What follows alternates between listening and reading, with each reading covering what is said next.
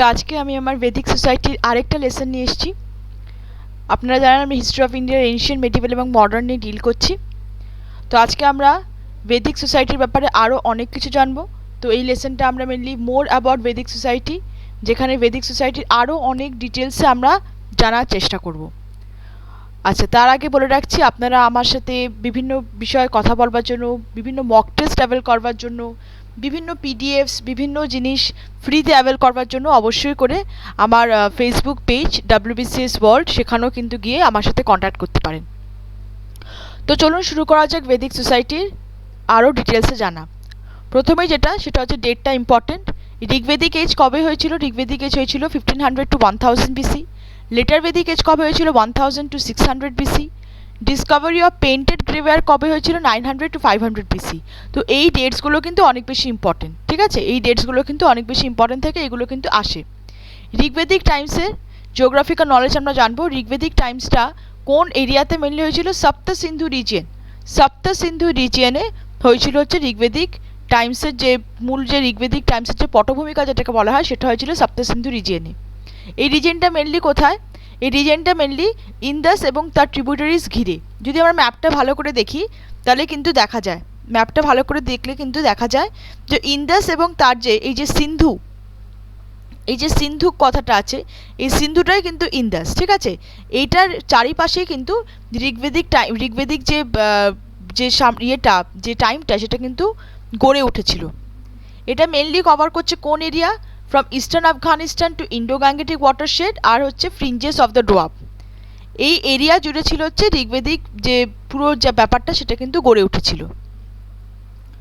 সপ্ত সিন্ধু যেটাকে বলা হয় ল্যান্ড অফ 7 রিভার্স, 7টা নদী মিলে যে জায়গাটা তৈরি হয়েছে সেটাকে বলছে সপ্ত সিন্ধু, ঠিক আছে? কোন ঋগ্বেদেতে আমরা কোন কোন নদীর উল্লেখ পাই? একটা হচ্ছে কাবুল, যেটাকে ওরা বলতো কুভা। তারপর হচ্ছে কুরম, যেটাকে ওরা বলতো ক্রুমু। তারপর হচ্ছে গোমাল, যেটাকে ওরা বলতো গোমাতি। সিন্ধু আমি একটু আগে বললাম, ইন্দাস নামে আমরা যেটাকে জানি সেটাকে তারা আগে সিন্ধু বলতো।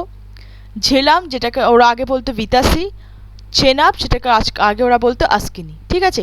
তো এই সব নদীর নাম কিন্তু আমরা ঋগ্বেদিক টাইমসে পেয়ে থাকি। এবং আরেকটা হিস্টোরিক্যাল ইভেন্ট যেটা ঋগ্বেদিক টাইমসে হয়েছিল, সেটা কি? দশরাজনা ব্যাটেল বা দশরাজনা যুদ্ধ বা ব্যাটল অফ 10 কিংস। 10টা রাজার মধ্যে যুদ্ধ হয়েছিল। এটা একটা খুব বড় ইভেন্ট হয়েছিল এবং সেটা কিন্তু ছোট্ট গল্পও আছে। গল্পটা আমি ছোট করে দেওয়ার চেষ্টা করেছি।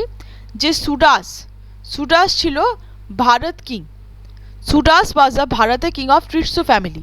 সুডাস ছিল হচ্ছে ভারতের রাজা এবং সে ত্রিশু বলে একটা ফ্যামিলি ছিল, ত্রিশু বলে একজন জাতি ছিল, সেই তার আন্ডারে সুডাস ছিলেন।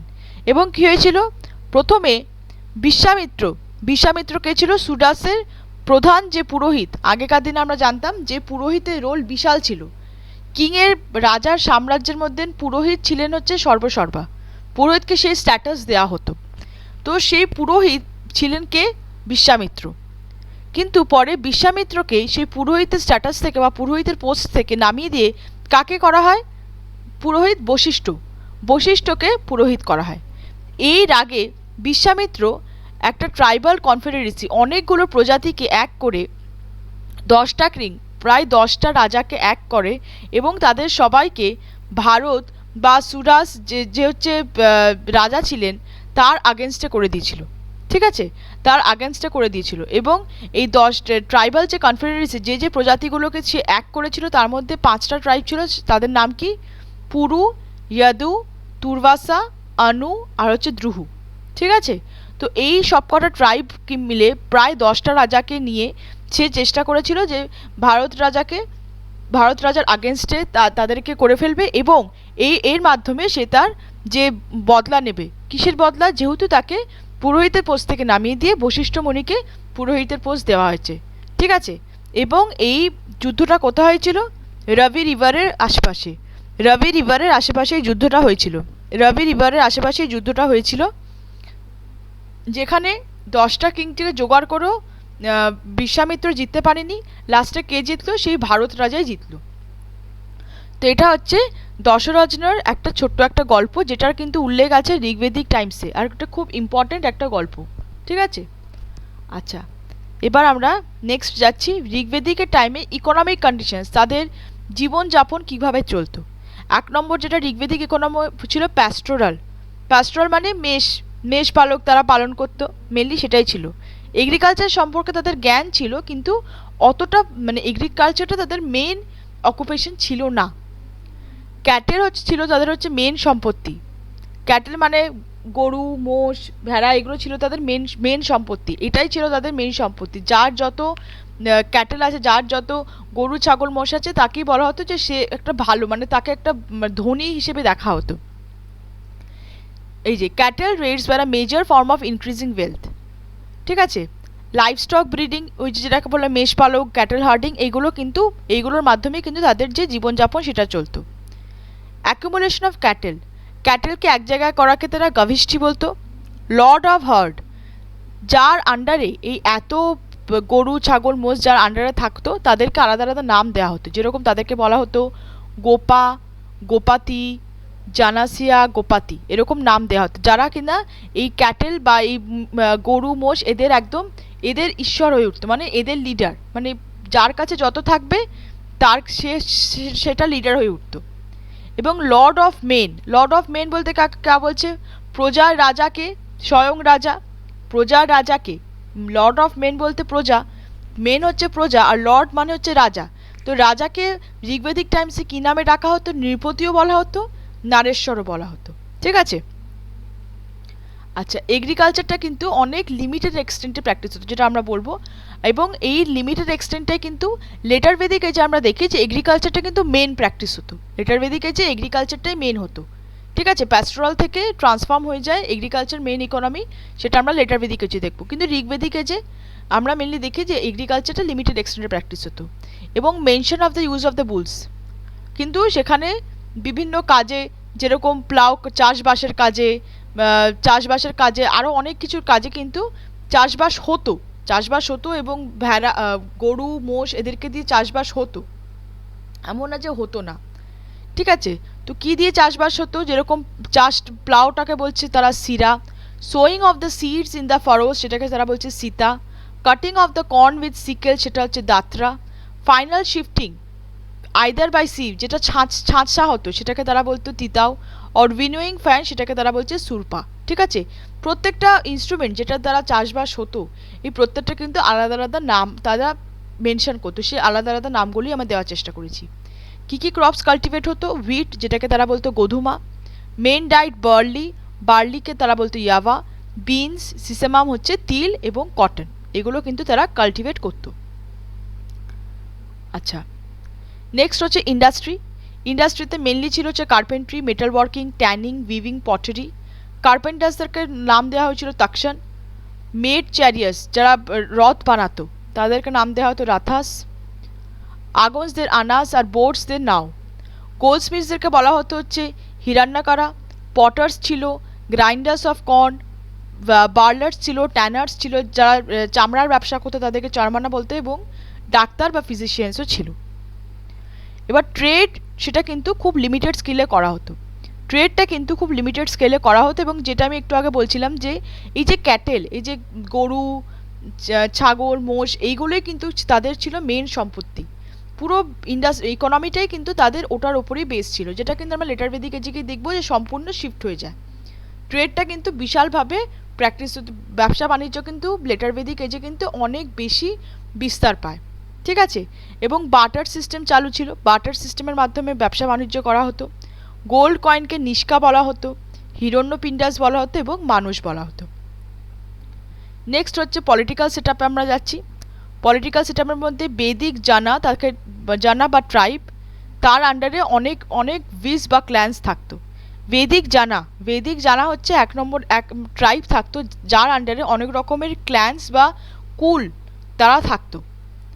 In Rigvedic period it was further bifurcated into vis and rajanya. তো পরে কি হয়, এই যে ঋগ্বেদিক পিরিয়ডে পরের দিকে কি দেখা যায়, যে এই যে বেদিক জানা, এই যে ট্রাইবটা দুটো ভাগে ভাগ হয়ে যায়। একটা হচ্ছে ভিস, কুল বা ক্ল্যান, আর একটা হচ্ছে রাজন্য। রাজন্য হচ্ছে এপিটোম অফ হিরো, যে কিনা অশ্বমেধ যজ্ঞ পারফর্ম করে। অশ্বমেধ যজ্ঞ আমরা জেনেছি যে অশ্বমেধ যজ্ঞ মেনলি নিজের ক্ষমতা বিস্তারের জন্য করা হতো। অশ্বমেধ যজ্ঞ পারফর্ম করে মেনলি তার আধিপত্য স্থাপন করতো এবং তার সাথে ভিসের একটা ক্লোজ রিলেশন থাকতো রাজান্য। রাজান্যকে বলা যেতে পারে সে হচ্ছে মানে রাজাই, রাজান্য হচ্ছে রাজা। ট্যাক্সেস যেরকম বালি ট্যাক্সটা কিন্তু অনেক বেশি প্রচলিত ছিল। Family or kula was the basic unit of political organisation headed by kulapati or grihapati. Family বা কুলা, পরিবার বা কুল, সেটা ছিল পলিটিক্যাল অর্গানাইজেশনের একদম মূল ধারণা, যার হেড ছিল হচ্ছে কুলপতি বা গৃহপতি। আচ্ছা, নেক্সট ইউনিট ছিল হচ্ছে গ্রাম, যেটা হেড করত গ্রাম বা ভিলেজ যেটাকে হেড করতে হচ্ছে গ্রামানি। ভিস হচ্ছে গ্রুপ অফ ভিলেজেস, যেটাকে হেড করতে হচ্ছে ভিসপতি। হাইয়েস্ট ইউনিট জানা or tribe which consisted of a group of Vis was headed by রাজান or tribal chief। তো ট্রাইবদের যে হাইয়েস্ট ইউনিট ছিল যেটাকে বলা হচ্ছে জানা, তার আন্ডারে অনেকগুলো ভিলেজ থাকতো যেটাকে হেড করতে হচ্ছে রাজান বা ট্রাইবাল চিফ। তো বোঝা গেল ব্যাপারটা হচ্ছে যে রাজা হচ্ছে সবার ওপরে, ঠিক আছে, রাজা হচ্ছে সবার ওপরে, তার আন্ডারে ভিলেজেস থাকছে এবং ভিলেজেসদেরকে হেড করছে গ্রামানি, ঠিক আছে। এবং বিভিন্ন যে একদম ভিলেজের হেডের টপে হচ্ছে গ্রামানি এবং অনেকগুলো ভিলেজেস হেড হচ্ছে ভিসপাতি। এরপরেও থাকছে হচ্ছে ট্রাইবদের মধ্যে জানা হচ্ছে সবচেয়ে হাইয়েস্ট ইউনিট, তার আন্ডারেও অনেকগুলো ট্রাইবাল ভিলেজেস থাকতো যেটাকে হেড করতে হচ্ছে ট্রাইবাল চিফ, যাকে বলা হচ্ছে রাজান, ঠিক আছে। এই যে আমি এটা ইচ্ছে করে এরকম একটা টেবিল বানিয়েছি। রাজান্যা বা কিং হচ্ছে টপে, তার আন্ডারে ভিসপাতির আন্ডারে থাকতে হচ্ছে ভিলেজেস, ঠিক আছে। ভিস হচ্ছে অনেকগুলো ভিলেজেস এবং তাকে হেড করতে হচ্ছে ভিসপতি, ঠিক আছে। আচ্ছা, নেক্সট হচ্ছে গ্রাম হচ্ছে মূল ভিলেজ এবং তাকে হেড করতে হচ্ছে গ্রামানি। কুল হচ্ছে ফ্যামিলি, যেটা হচ্ছে পলিটিক্যাল অর্গানাইজেশনের বেসিক ইউনিট, তাকে হেড করতে হচ্ছে কুলপতি। আর সবার ওপরে কে থাকতো? সবার ওপরে থাকতো হচ্ছে রাজান্য। আচ্ছা, গানা এরকম একটা টেকনিক্যাল ওয়ার্ড, সেটার উল্লেখ আমরা পেয়েছি ঐতরীয় ব্রাহ্মণে, ঠিক আছে। আচ্ছা, টেকনিক্যাল ওয়ার্ড ফর রিপাবলিক, স্বতন্ত্র টেকনিক্যাল ওয়ার্ড গানা, সেটার উল্লেখ আমরা ঐতরীয় ব্রাহ্মণে পেয়েছি, সেই সময় কিন্তু ঋগ্বেদিকের সময় কিন্তু গানা ব্যাপারটাও ছিল। আচ্ছা, ট্রাইবাল অ্যাসেম্বলিসের ব্যাপারে আসছি। এই পিরিয়ডে Vidatha seems to be more popular assembly than either Sabha আর সমিতি। তো ট্রাইবাল অ্যাসেম্বলি তিনটে হয়, সভা, সমিতি আর বিধাতা, ঠিক আছে। সভা সমিতির উল্লেখটা কম ছিল বা তার চলনটা কম ছিল, যেটা আমরা পরে লেটার বেদিক এজে গিয়ে দেখি তার চলন চলে আসে। যেটা চলন বেশি ছিল সেটা হচ্ছে কি? বিধাতা। বিধাতা যেখানে both men and women participate করতো, মেন অ্যান্ড ওমেন প্রত্যেকে কিন্তু পার্টিসিপেট করতো, কিন্তু লেটার বেদিক এজে আমরা দেখি যে ওমেনদের পার্টিসিপেশন কমে আসে, ওমেনদের পজিশন অনেক ডিটোরিয়েট করতে শুরু করে হচ্ছে লেটার বেদিক এজে, ঠিক আছে। এবং বিধাতার ক্ষেত্রে আমরা দেখি তারা পার্টিসিপেট করতো এবং তারা কি করতো? বিভিন্ন সমস্যার সমাধান করতো। এবং সভা যেটা অতটা চলন না থাকলেও তাকে কি নামে ডাকা হতো? তাকে নারিষ্ঠা নামেও ডাকা হতো এবং সে বিভিন্ন এক্সিকিউটিভ বা অফিসিয়াল ফাংশন সে ইমপ্লিমেন্ট করতো। সমিতি কি ছিল? সমিতি হচ্ছে general assembly of whole people, সব মানুষকে নিয়ে একটা জেনারেল অ্যাসেম্বলি, এবং সেটার মাধ্যমে কিংয়ের ইলেকশনটা হতো, কিংয়ের যে নির্বাচন সেটা হতো সমিতিতে। আচ্ছা, এবার আমরা অফিসিয়ালসে জানবো কি কি অফিসিয়ালস থাকতো ঋগ্বেদিক টাইমসে। পুরোহিত প্রথমেই বলেছি প্রিস্ট, সেনানি হচ্ছে কমান্ডার, ব্রজপতি হচ্ছে যে প্যাস্টাল ল্যান্ডসের চার্জে থাকতো, স্পাসা হচ্ছে স্পাই, জীবগ্রীভ হচ্ছে পুলিশ অফিসিয়াল, মাধ্যমাসী হচ্ছে মিডিয়েটর ইন ডিসপিউটস, গামানি হচ্ছে হেড অফ দ্য ভিলেজ, দম্পতি বা লিউলেপা হচ্ছে হেড অফ দ্য ফ্যামিলি। আচ্ছা, বালি ছিল এমন একটা ট্যাক্স যেটা কিনা পিপলদের থেকে নেওয়া হতো, মানুষের থেকে এই ট্যাক্সটা কিন্তু নেওয়া হতো, যেটার মাধ্যমে কিন্তু সেটা হচ্ছে চিফ বা রাজার কিন্তু মূল ইনকাম কিন্তু এই ট্যাক্স থেকে আসতো, বালি। নেক্সট আমরা বর্ণ সিস্টেম বা সোশ্যাল ডিভিশনে আসছি। ঋগ্বেদিক পিরিয়ডে caste were not founded separately on the basis of birth but a person use to choose it at his own will. তো ঋগ্বেদিক এই যে দেখা যাচ্ছে যে কাস্ট সিস্টেমটা কালার, বার্থ, বর্ণ বা জন্ম থেকে কাস্ট সিস্টেমটা ভাগ করা হতো না, মানুষ নিজের ইচ্ছাতেই কাস্ট নিজের ইচ্ছাতে বেছে নিত, ঠিক আছে। ট্রাইবাল সোসাইটিকে তিনটে গ্রুপে ভাগ করা হয়েছিল, ওয়ারিয়ার্স, প্রিস্ট আর হচ্ছে কমনার্স, বেসড অন অকুপেশন। তো দেখা যাচ্ছে যে ঋগ্বেদিক সোসাইটিতে বা ঋগ্বেদিক টাইমসে বর্ণের যে গোড়ামিটা, কাস্ট সিস্টেমের যে গোড়ামিটা, যে ব্রাহ্মণ, ক্ষত্রিয়, বৈশ্য, শূদ্র, এই যে গোঁড়ামি, যে ব্রাহ্মণের ছেলে ব্রাহ্মণ হবে, ক্ষত্রিয় ছেলে ক্ষত্রিয় হবে, এই যে গোঁড়ামিটা কিন্তু ঋগ্বেদিক টাইমসে কিন্তু সেটা ছাপ ফেলেনি। তার জন্যই বলছে যে যে যার ইচ্ছা মতন কাস্ট বেছে নিত এবং ট্রাইবাল সোসাইটিতে অকুপেশন হিসেবে কাস্ট করা হতো, যে যেরকম কাজ করবে সেই হিসেবে কাস্ট করা হতো। ফোর্থ ডিভিশন ছিল হচ্ছে শূদ্রা। শূদ্রর মেনশন কিন্তু ঋগ্বেদিক টাইমসে ছিল, যে কিনা একদম লাস্টের স্থান পেত, কাস্ট সিস্টেমে একদম লাস্টের স্থান পেত।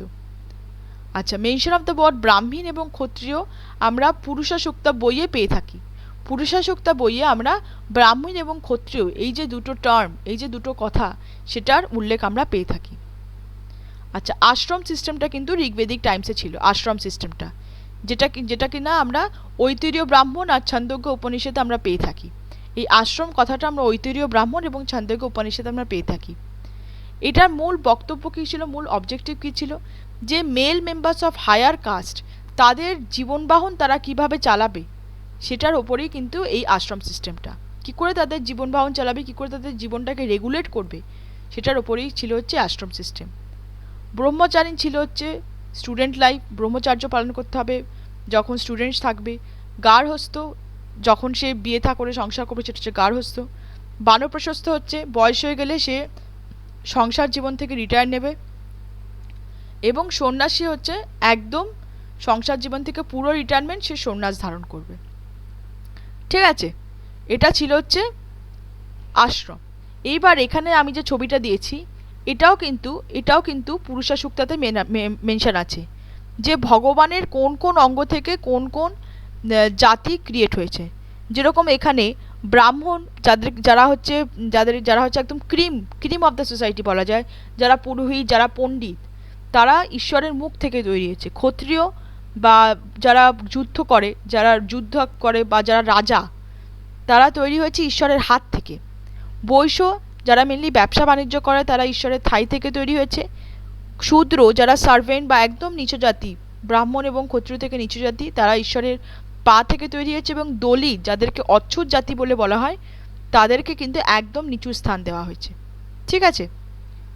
আচ্ছা, পজিশন অফ ওমেন, ঋগ্বেদিক টাইমসে পজিশন অফ ওমেন কেমন ছিল? A man having one wife was very common. মোনোকমিটা অনেক বেশি কমন ছিল, একটা পুরুষের একটা স্ত্রী থাকবে, এটা অনেক বেশি কমন ছিল। পলিগামি, একটা পুরুষের অনেকগুলো স্ত্রী থাকবে, এটা কমন ছিল না। Polyandry, a woman having more than one husband was known but was rare. Polyandry, একটা নারীর একটির বেশি স্বামী থাকবে, সেটা একদমই রেয়ার ছিল, বাট ব্যাপারটা সবার জানা ছিল। লেভিরেট, আর dead man's brother or next of kin marrying the widow. লেভিরেটটা কি? নিজের ভাই মারা গেছে, ভাইয়ের স্ত্রীকে বিয়ে করা, এটাও কিন্তু অনেকে প্র্যাকটিস করত। Remarriage of widows were permitted. Remarriage of widows কিন্তু তখনকার দিনে চালু ছিল। চাইল্ড ম্যারেজটা চালু ছিল না। ওমেনদেরকে একদম মুক্ত হস্তে তাদেরকে অ্যালাউ করা হতো যে তারা বিভিন্ন রিলিজিয়াস অ্যাসেম্বলি, ট্রাইবাল অ্যাসেম্বলিতে পার্টিসিপেট করে। সাথী সিস্টেমটাও এক্সিস্ট করতো আরিয়ান্সদের মধ্যে। এডুকেশনের ক্ষেত্রে ঋগ্বেদিক আরিয়ান্স ভালো মতন লিখতে পড়তে জানতো না। নেক্সট আমরা বেদিক রিলিজনে ঢুকছি। বেদিক রিলিজনে বলা হতো যে 33টা গড ছিল, যেটাকে আমরা বলি 33 কোটি দেবদেবতা, সেটাকেই আগেকার দিনে বলা হতো 33টা গডস বা ভগবান ছিলেন। Vedic religion believed in henotheism or kathenotheism. Gods, যারা ভগবান, তাদেরকে ডিভাইড করা হয়েছে 3টে ডিভিশনে। একটা হচ্ছে টেরিস্ট্রিয়াল, যাদেরকে বলা হচ্ছে পৃথ্বীস্থানা। ভগবানকে তিনটে ভাগে ভাগ করা হয়েছে, একটা হচ্ছে পৃথ্বীস্থানা, আরেকটা হচ্ছে অন্তরীক্ষ স্থানা মানে যে অ্যাটমসফিয়ার ইন্টারমিডিয়েট, আরেকটা হচ্ছে সেলেস্টিয়াল দুস্থ স্থানা। পৃথ্বী বা টেরিস্ট্রিয়াল গডস কাদেরকে বলা হতো? টেরিস্ট্রিয়াল গডস বলা হতো হচ্ছে অগ্নি, সোমা, বৃহস্পতি। অগ্নি, সোমা, বৃহস্পতিকে বলা হতো হচ্ছে টেরিস্ট্রিয়াল গডস। ঠিক আছে। অন্তরিক্ষ স্থানা, অ্যাটমসফিয়ারিক বা ইন্টারমিডিয়েট গডস কাদেরকে বলা হতো? তাদেরকে বলা হতো হচ্ছে রুদ্র, বায়ু, ওয়াটার, পারাজানিয়া, সাবিত্রী, সূর্য, মিত্র, এদেরকে বলছে আন্তরিক্ষীয় গড। ঠিক আছে। আচ্ছা, দুস্থ স্থানও কাদেরকে বলা হতো? উষা অ্যান্ড অশ্বিত। উষা আর অশ্বিতকে বলা হতো হচ্ছে দুস্থ স্থানও। ঠিক আছে। আচ্ছা, এই যে আমি বললাম হিনোথিজম বা অর ক্যান্থিওসিজম, বেদিক রিলিজিয়ান মেনলি হিনোথিজম বা কান্থিওসিজমে বিলিভ করতো, মানে হচ্ছে তারা একটা পার্টিকুলার গডকে বিলিভ করতো, একটা পার্টিকুলার গডকে বিলিভ করতো, কিন্তু বিভিন্ন ফ্যামিলির আন্ডারে, বিভিন্ন ফ্যামিলি বা ট্রাইবের আন্ডারে তারা এই একটা পার্টিকুলার গডকে বিলিভ করতো। ঠিক আছে, মানে এখান থেকে দেখা যাচ্ছে যে একটা পার্টিকুলার গড মানে কেউ যে অগ্নিকে বিলিভ করছে সে অগ্নিকেই বিলিভ করছে, তার সাথে সোমা, বৃহস্পতি, এদেরকে আরও অনেকে বিলিভ করছে। ঠিক আছে, তো এটাকেই বলছে হচ্ছে হিনোথিজম, এটাকেই বলছে হচ্ছে হিনোথিজম, কি তারা একটা ভগবানকে বিলিভ করতো। ঠিক আছে, আচ্ছা, এবং তার সাথে সাথে একটা ভগবানকে তো বিলিভ করতোই, এবং তার সাথে সাথে তারা খুঁজতো যে আরও কত ভগবানকে বিলিভ করলে তারা ঠাকুরের কাছে পৌঁছতে পারবে, তারা ঠাকুরের একদম কাছের হতে পারবে। তাদের মূল বক্তব্য ছিল একজন, স্বয়ং একজন, ইন্দ্র, অগ্নি, একজনকেই তারা মানবে, কিন্তু তার সাথে দেখা যাচ্ছে এতগুলো ঠাকুরের আবির্ভাব। ঠিক আছে, তো তার সাথে বোঝা যাচ্ছে যে ঈশ্বরকে তারা শুধুমাত্র বলা হচ্ছে একটা গডকে তারা বিলিভ করতো, কিন্তু তা নয়, তার সাথে কিন্তু তারা অনেকগুলো ঠাকুরকে একসাথে বিলিভ করতো, অনেকগুলো ঠাকুরের পুজো একসাথে তারা করতেন। আচ্ছা, ইন্দ্র বা ইয়ের টাইমে, ঋগ্বেদিকের টাইমে ইন্দ্র বা পুরাণধারা ছিল যে সবচেয়ে মোস্ট ইম্পর্টেন্ট গড। ইন্দ্র ছিল সবচেয়ে মোস্ট ইম্পর্টেন্ট গড, সে ওয়ার লর্ড ছিল এবং তাকে বৃষ্টির দেবতা বলা হতো। অগ্নি ছিল হচ্ছে সেকেন্ড মোস্ট ইম্পর্টেন্ট গড। এই যে ডিভিশনগুলো দেওয়া হচ্ছে, তার মানে যারা ইন্দ্রকে বিলিভ করতো তারা মারাত্মকভাবে ইন্দ্রকে বিলিভ করতো। ঠিক আছে, কিন্তু ইন্দ্রর থেকে যদি তারা স্যাটিসফ্যাকশন না পেতো তাহলে তারা অগ্নিকে বিলিভ করতো। এই যে তারা ফলোয়ার্স অফ মেনি গডস, একটা ভগবানের উপরে তারা সন্তুষ্ট না থেকে ফলোয়ার্স অফ মেনি গডস, সেটাকেই বলতে হচ্ছে হিনোথিজম বা কান্থিওনিজম। অগ্নি ছিল সেকেন্ড মোস্ট ইম্পর্টেন্ট গড, তাকে ফায়ার গড বলা হতো, এবং তাকে বলা হতো মানুষ এবং ভগবানের মাঝে একটা ইন্টারমিডিয়েরি রোল প্লে করত। বরুণ ছিল পার্সনিফাইড ওয়াটার, যে জলের দেবতা। সোমা ছিল গড অফ প্লান্টস, যে হচ্ছে গাছের দেবতা। মোড অফ ওয়ার্শিপ ছিল কিভাবে তারা পূজা আর্চা করতো, নানা রকম মন্ত্রতন্ত্র প্রার্থনা করে, এবং বিভিন্নভাবে বলি টলি দিয়ে তারা এই পুজো আর্চাগুলো করতো। তো আজকে এই অবধি, নেক্সট লেসন নিয়ে আসছে, কিন্তু তার আগে অনেক বেশি শেয়ার করবেন, সাবস্ক্রাইব করবেন, কমেন্ট সেকশনে লিখবেন কেমন লাগলো। Thank you.